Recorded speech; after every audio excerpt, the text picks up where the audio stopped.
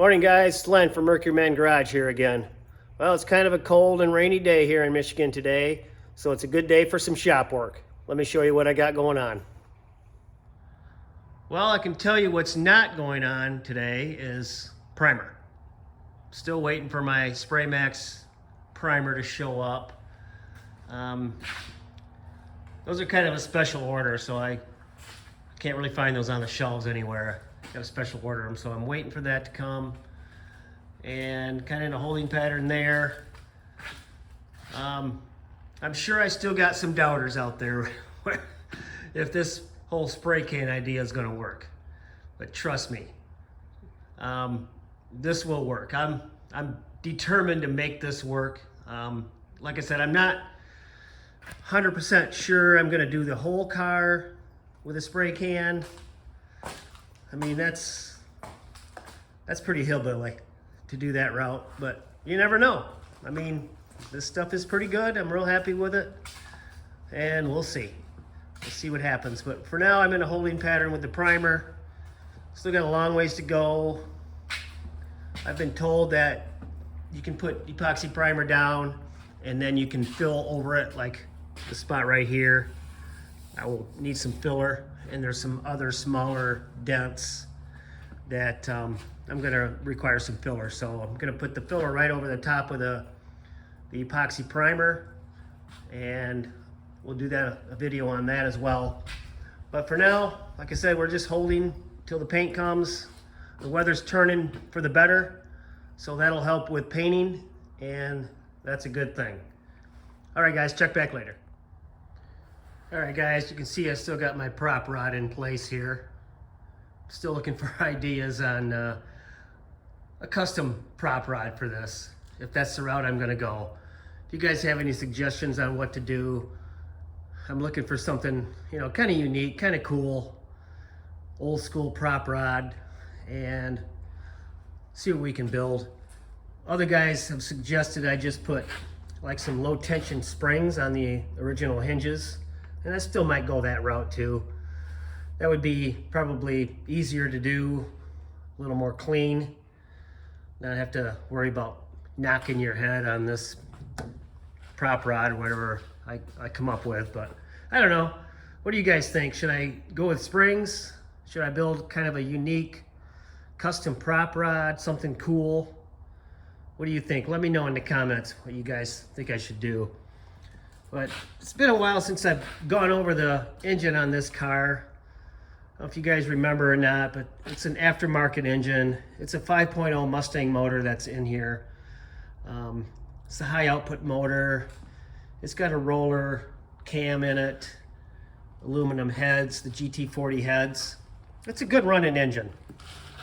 And I believe it pushes about 340 horse, roughly. I think that's what it came out to be. It's got hooker headers, sounds really good. Aluminum intake, it's an Edelbrock RPM intake. Nice chrome valve covers. It's got a Holley double pumper 700. Way too much carb for this motor. But seems to work good, it runs good, starts right up. I'll probably just leave it for now, but like I said, that's pushing it for this size engine. It's probably way too much. And recently I replaced my air cleaner with this, I don't know, kind of custom, kind of unique air cleaner filter system. I've seen these before on trucks and other vehicles, and I don't know, I just really liked them. I had a hard time finding this. Found it on eBay, and I thought I'd just throw it on here, see what it looks like, and I like it. I think it looks good. I had to do a little tweaking to my export brace here. I had to cut a notch into both sides so the wings would fit in there. I reinforced the export brace as well with some rebar, welded it in on the top and on the bottom. So, you know, by cutting this little section out, kind of see it there. Had to cut a little notch in there so that filter part would fit. I didn't think about that when I bought it, that it was going to interfere with the export brace, but we made it work. It's we reinforced the export brace, hopefully good enough to do its job. But I don't know, I think that looks good. It's got a unique look. Don't see too many air breathers like that. And original Holley marker on there too. I think that looks good. But yeah, that's pretty much it for the engine. It's a good runner. I really do like this. And as you know, it's an automatic. It's a 3-speed C4 automatic. And I don't know, I may look into going overdrive in the future on this. We'll see. But yeah, that's the engine, guys. I thought I'd just give you a little update on that. I don't know that I've ever thoroughly gone over with you guys the hood that I have on this car. I know you've seen it in some of the videos, but it's a fiberglass hood.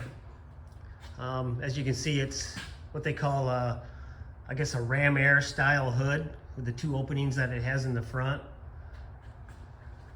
Came from Kreitz Performance out of Ohio. Some of you guys have probably heard of that, or probably have a hood like this on your Comet or Falcon or various other cars. I think they have some GM hoods too. But pretty nice hood, fits pretty well. I've heard some stories of guys that have bought these hoods over the years, and they have a lot of finesse work to do to get it to fit. Mine went on really well. Really pleased with the gaps.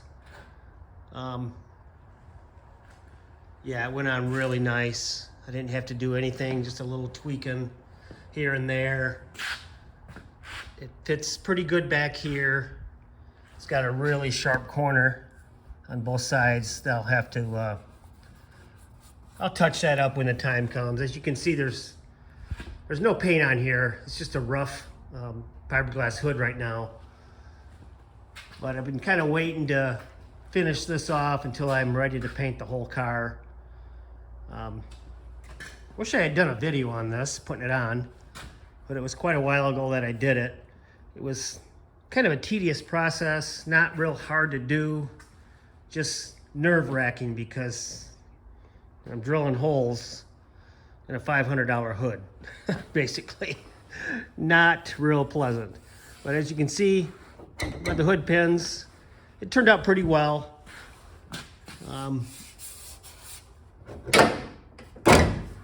You know, it's the hood pin style, old school hood pins. Just latch on there like so. Still debating on whether I want to go with a spring kind of a system for the hinges, or like I said earlier, some sort of prop rod, but we'll see how that goes. I thought I'd just touch base with you guys on the hood and where I got it from and the specifics of it. All right, touch base with you later, guys. All right, guys, I think I'm gonna wrap this one up here. Just a quick little video here on the status of the Cyclone and where I'm at. Kind of in a holding pattern right now with everything. Still waiting on paint, and still have some questions about his whole paint process. I'm sure you guys do too, but I'm determined I'm gonna make this work. I'll show you. But anyway, if you have any comments on that, just let me know. If you've had any experience with the spray can style paints, they are a lot better quality than they used to be, and I'm gonna prove that. So just so you know, I do have a paint booth right behind me here. It's where the Mustang's sitting right now, but it's my pole barn paint booth that I've used before. I painted the Cougar in here, and it turned out really well. But this car, the Cyclone, I'm gonna try a different route, and I still might top coat it. When I get to the painting process, I still might put it in the booth and paint it. I guess you can call it a booth, whatever. But let me know in the comments what you guys think about this whole spray can deal, and give me some tips if you have any. All right, guys, hopefully you enjoyed this. Please subscribe, give me a like, and please comment. All right, have a good one, guys.